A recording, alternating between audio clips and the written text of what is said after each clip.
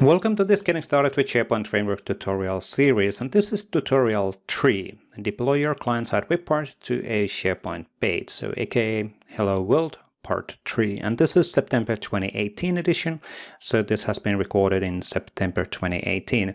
We do refresh these tutorials whenever there are any changes from a behavior perspective, and the videos are meant to be updated at the same time as the written articles, but you might always want to double check if there's any changes on the written guidance comparing to the videos, because written guidance is slightly more frequently updated.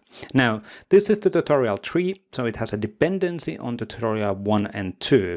So this is a HelloWorld solution, which we keep on building in 4 different tutorials. So please go, if you haven't done HelloWorld Part 1 and 2, you need to go through them first. Now, let's move back on our solution structure and our code.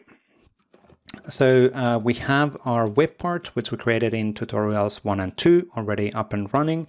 In tutorial 2, we get added access on getting the list of lists. And now the next step is actually getting this web part deployed to the SharePoint. So using this web part directly within the SharePoint pages. And that's now really the intention. Now, how do we actually package the web part? Is that we extend, if you extend the config folder, we have package solution JSON here. And this is the one file which defines what will be the name of the solution.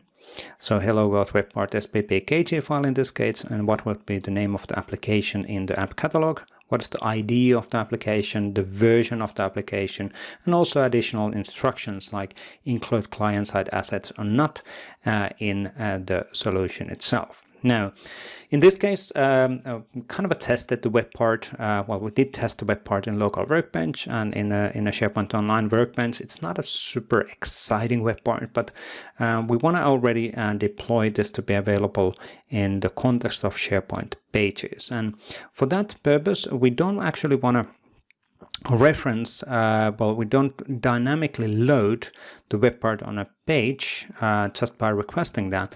Let's actually package the web part to sppkg file. Let's actually get it deployed, but still reference the JavaScript files which are hosted from a local host.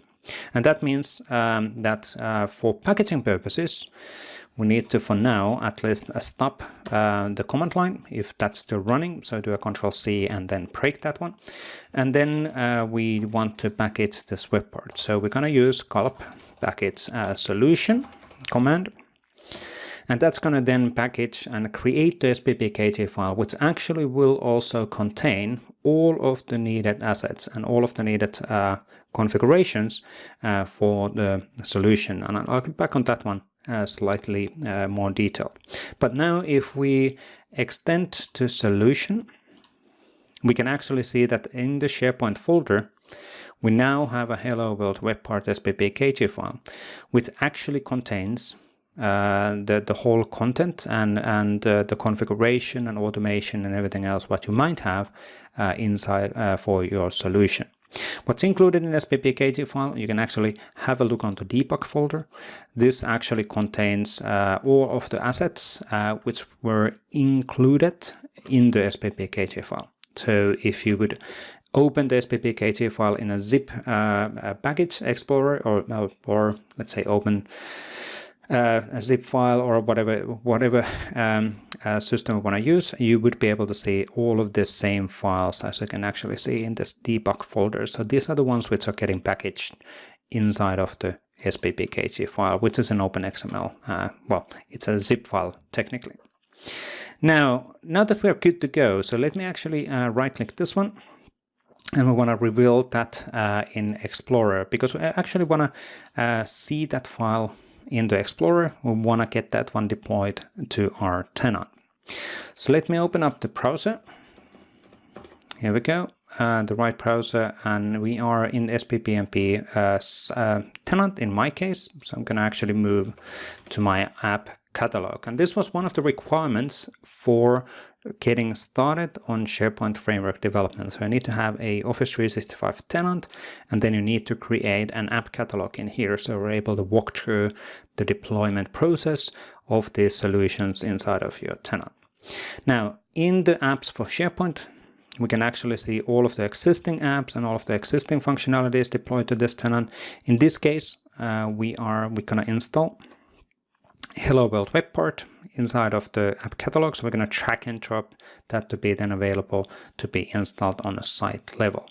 Now, if you haven't actually deployed any web parts, in your case, you probably won't have these web parts available within your app catalog. So that really depends. Have you deployed the solutions, or if somebody else have deployed solutions within your tenant? Now, there's a few things which we'll need to notice here. One thing to notice is that we're still referencing files from a local host. So that means that this web part does not yet work unless your local host is actually running. But this is by design from a tutorial perspective. So we want to actually first test out the web part in the context of pages, and then we'll package properly that in the following step. So let's actually get that one deployed.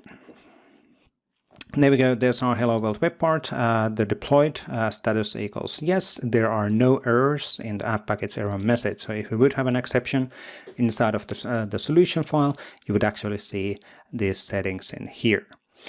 Now, let's actually then move to a site where we want to actually get this one deployed. So it could be any site within the same tenant. And in my case, I'm going to go to a site URL called group.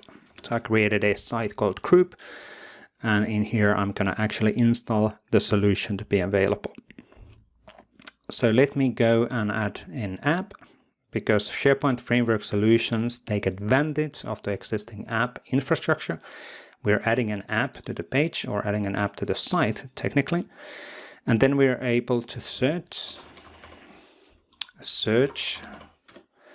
what applications are available within this tenant. So in my case, we're looking into HelloWorld web part client-side solution, because that's the one which we actually installed on a app catalog. So clicking that one is then getting that one deployed to the tenant level. There we go. Now, when we started creating this solution in the step number 1, there was a question related on tenant scope deployment. So should the solution be available, or the components be available across the tenant automatically immediately when the solution is being deployed? And that what it meant was that when the solution is added on the app catalog, there's an option that the web part is available automatically in all of the sites within a tenant, as long as the solution is activated in the app catalog. So that is an option which you can take advantage.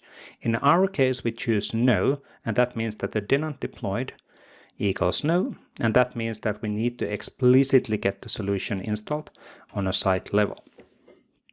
Now, in our case, that has been now happening, so we're able to see either from a classic view or from the modern experience that the solution is now available and installed on the site level. And that means that we are able to then actually add a new page and reference that solution inside of the web part inside of the solution.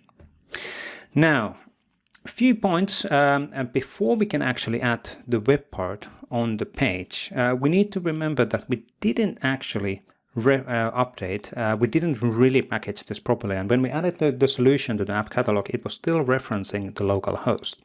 So now if we go back on the solutions file, and if we have a look on the dist folder, if we have a look on the manifest file, we can still see that the manifest file says internal module based URLs is still referencing localhost, and this means that the solution doesn't actually work. It instructs SharePoint to load the files from a local host. So it doesn't work unless the local host is actually running. And that means that we need to go to the command line and do gulp serve, and we're going to do no browser this time. And the reason for this one is that there's no reason to actually start the local workbench. So I'm going to add that no browser instruction. So that's going to just start serving the files but it doesn't mean that we're actually starting the local workbench in a new tab of the browser. And there we go. We are now serving the files properly in local workbench. In a local host. So we're able to go to the site, and let's add a new page to the site. And in the new page functionality, we are able to, well, let's give it a name for the page, and then we're able to see in the drop down, and if we search or if we scroll down, we're able to see the HelloWorld web part available. And now, since the local host is being rendered, we can see that the web part is being rendered properly. The page is referencing the JavaScript files from your local host using the browser, connecting to that, and everything is rendering properly from a web part perspective. Maybe one thing to also notice is that all of the properties and everything else is available for you to take advantage. So just as well, like within the local or in the online workbench, we are able to see the changes being reflected between the sites. You can also see when I'm writing this text, you can see that it's re-rendering the whole web part. So that means that's the reason why the list of lists is getting reflected or flashed slightly, because we're re-rendering the web part all the time. So now the web part is working properly on a page. I think we're good to go for actually getting this deployed, but that's on the following tutorial. So in this one, we packaged the solution. We tested that it's working properly in the context of a SharePoint page. And the next step is then to finally get it properly polished and packaged to be served from a CDN. So let's do that in the following tutorial.